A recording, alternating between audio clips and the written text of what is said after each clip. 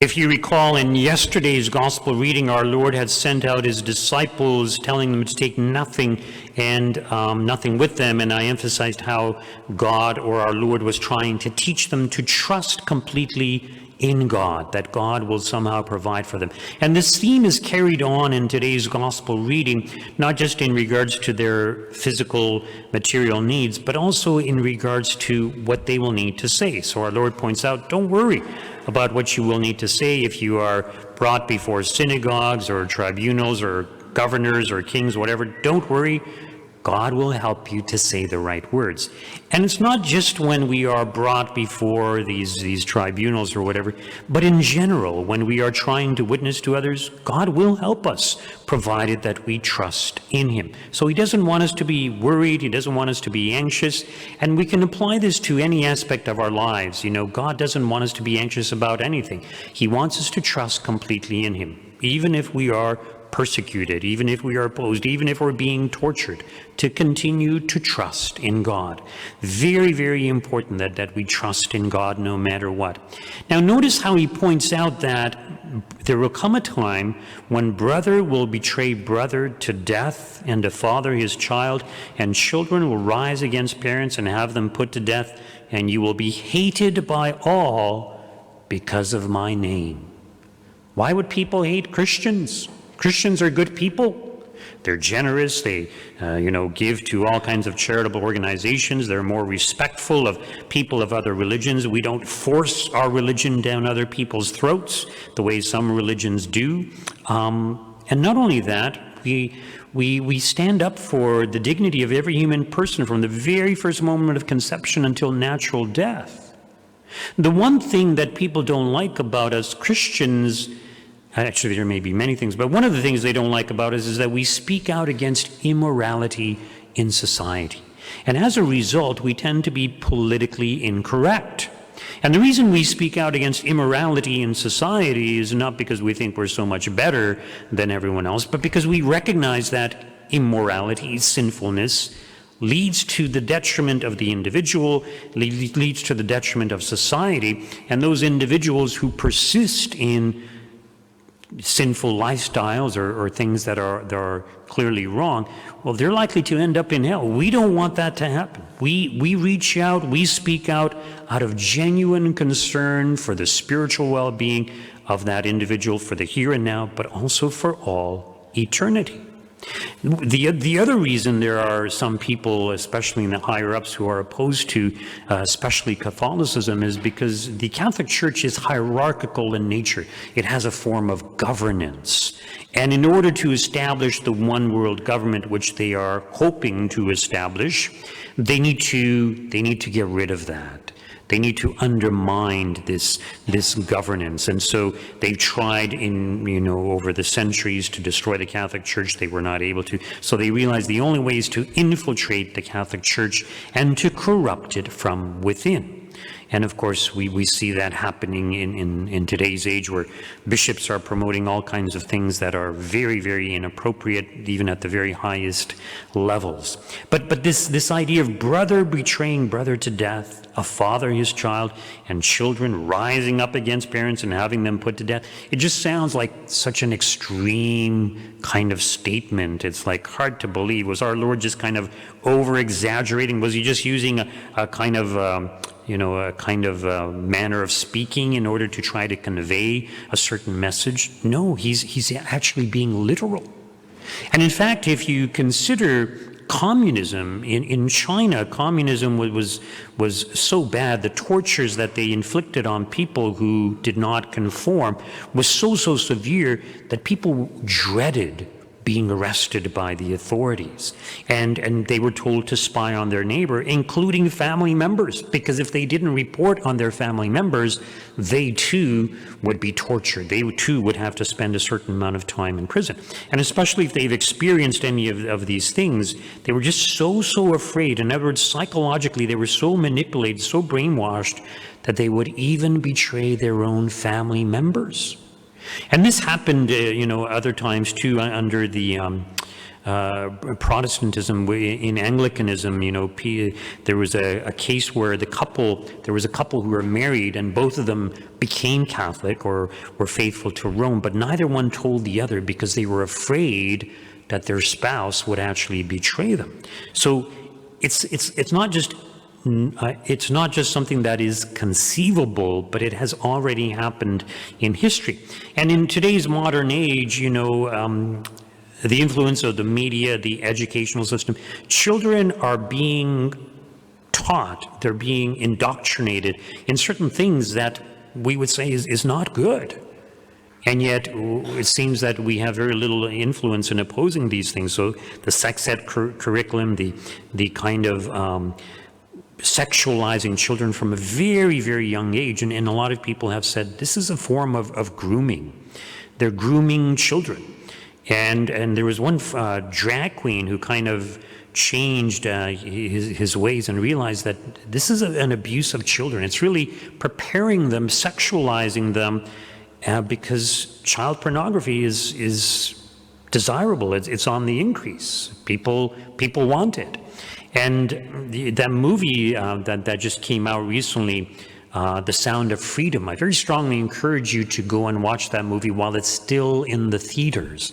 So the more people that watch it, the more support the movie gets, and hopefully you spread the word if you enjoy the movie. But basically the movie is about child sex trafficking, a little bit about child pornography, and of course child pornography leads to child sex trafficking.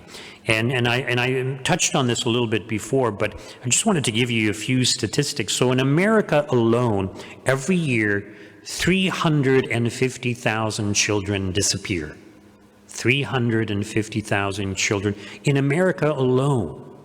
Now, these children are usually taken to other countries and sold into the sex trade. And with the border crossing in the U.S., as you know, it's kind of like very lax right now, and they estimate that over 85,000 children have just disappeared. Now, when I say disappeared, it's not that they disappeared, it's the children who have been taken. They've been taken. So, what is my point in all of this? Well, it's important that we realize this, and the children, how they're being kind of brainwashed today, and all this transgenderism stuff. And it's parents or grandparents who often encourage children in certain dispositions, or choosing to be this or choosing to be that, as opposed to their own biological sex. Now, sometimes there's other reasons for that also. But you see, what children aren't told, and it's kind of like children have more rights now than parents. I can't remember if it's in the UK, but there's an article on LifeSite saying that in certain country, that if the parents don't pay for the child's sex transitioning procedure, that they could be fined, they could be imprisoned. So it's kind of like the children have rights over the parents. The parents have to do this if the child wants it. But are little children capable of making these decisions? And are they aware of the consequences? So, for example, when a child transitions, being given those hormonal treatments, what are the side effects of that? There's horrible side effects. And not often, but every time a child is through surgery is transitioned from one sex to the other, they're not able to be sexually active. So there goes their sex life. And of course, they're not able to have children either. So do little children understand the implications of these losses when they're prepubescent, before they've reached, before they start puberty, before they start maturing? So obviously they don't. But, and as I mentioned, why are people pushing all of this? Well, part of it is they want to sterilize people. So they want to promote abortion, they want to promote contraceptives.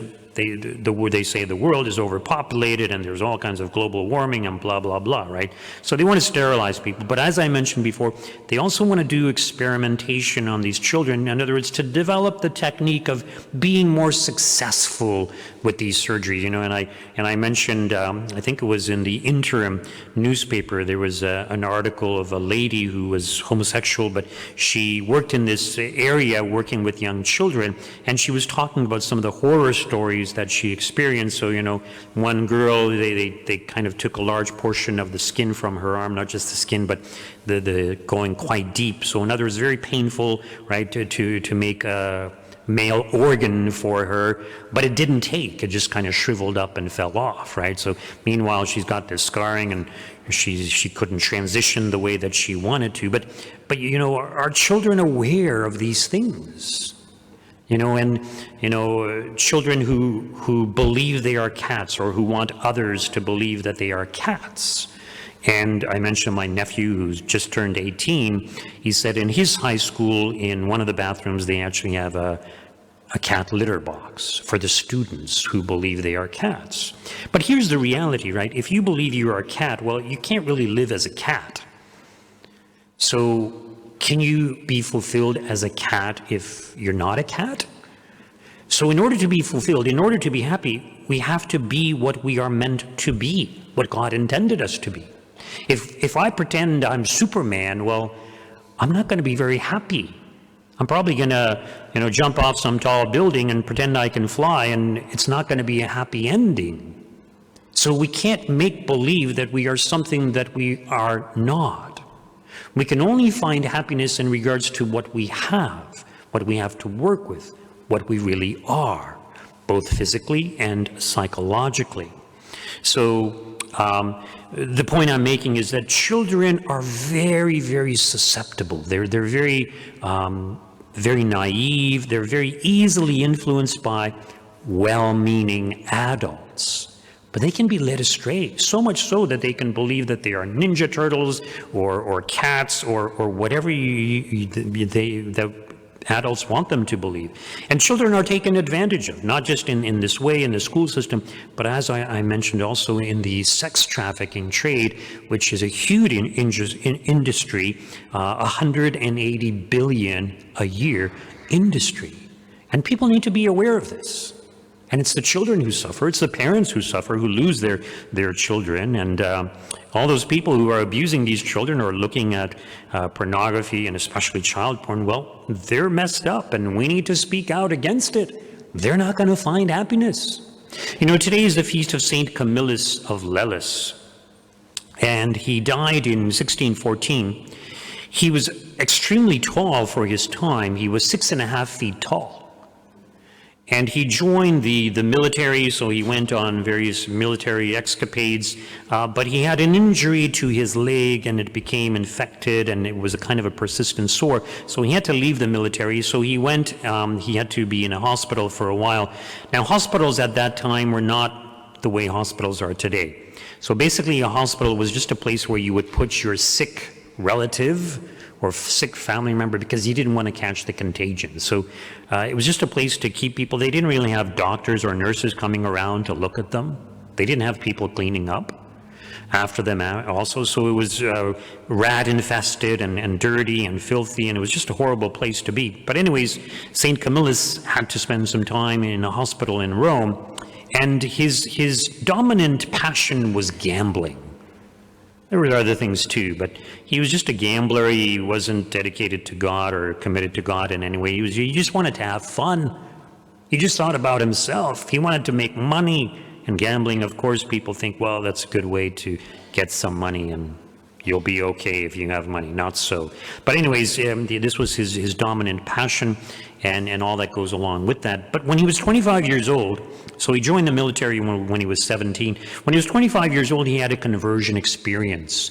And it had to do partially because of the people that he was with in the hospital. He realized there were so many people there who were suffering far more than he was. And he was moved with compassion for them, and he decided to try to help them. In other words, instead of thinking only of himself, caring only about himself, he decided to start caring for others. And this brought about his conversion. He committed himself to serving God, but also he committed himself to serving the people in the hospital. And so he tried to clean up, he tried to organize and, change people's bandages and things like that. So he was basically acting as a doctor and as a nurse. And St. Philip Neri encouraged him to become a priest so that he could minister to them spiritually. So he did. He became a priest, And he eventually started a community of priests and other brothers to minister in the hospitals. And this wound in his leg continued to be a problem throughout his entire life. Just before his death, as he was getting older, sometime before his death, he was no longer able to walk. His condition was so bad. But what he did is he would drag himself, using his elbows, using his arms, he would drag himself from one bedside to the next of the persons in the hospital in order to try to give of himself for them, to minister to them.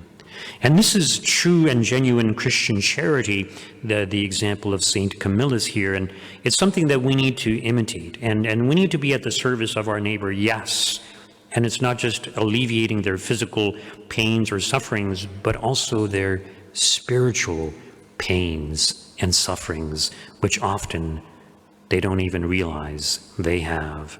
Just a reminder, I will be away July 17th to the 28th. We will have the regular Mass schedule.